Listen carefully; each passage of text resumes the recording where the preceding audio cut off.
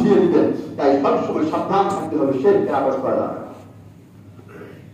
আসছে মূর্তি পূজা, এই ধরনের যত পূজা, আল্লাহকে বাদ দিয়ে অন্য কারো পূজা, সাবধান সাবধান।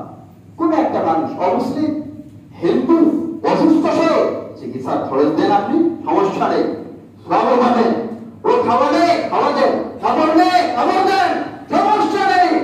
কিন্তু শিরকে সহযোগিতা, সাবধান। শিরকে সহযোগিতা করা হলো কি জাহান্নামের টিকিট কাটা হলো।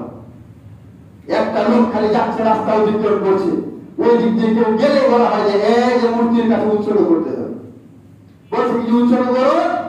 বলছে যাওয়া যাবে কিছুই নাই। আর এই একটা মাছি হইলেও দ্বিতীয় এখানে যাওয়া যাবে না।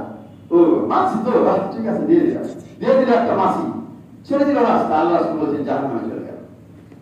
দ্বিতীয় ব্যক্তি বলছে উৎসর্গ করো, বলছে আল্লাহ ছাড়া অন্য কারো জন্য কোনো কিছু উৎসর্গ করতে আমি জানি না। তরবারিতে গর্দানে মারলেও আল্লাহ রাসূল বললেন লোকটা জান্নাতি হয়ে গেল। সুবহানাল্লাহ। শিরকের সঙ্গে কোনো দোষ নেই। মূর্তি পূজাতে একটা পয়সাও কোনোদিন দিবেন না, কোনো একটা পরামর্শ দিবেন না, কোনো সহযোগিতা দিবেন না। মানবিক সহযোগিতার প্রয়োজন হয়ে যায়, কিন্তু এগুলো শিরকি কাজে কখনো আনন্দে অংশগ্রহণ করবেন না। যতই বলো উজ্জ্বল তার কাছে হেঁটেছি না, মুক্ত উঁচায় কথা বলো, কান দেওয়া যাবে না। এইভাবে করে শিরকে নিয়ে আমাদের জাহান্নামে যাওয়ার পায় দাঁড়ায় না।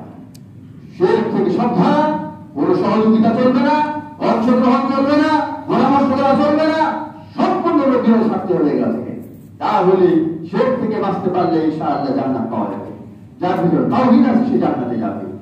সম্মানিত উপস্থিতি, সময় সংক্ষিপ্ত, আর বিস্তারিত কথা বলার সুযোগ নেই। আমরা শুধু এইটুকুই অন্তরে গেছি।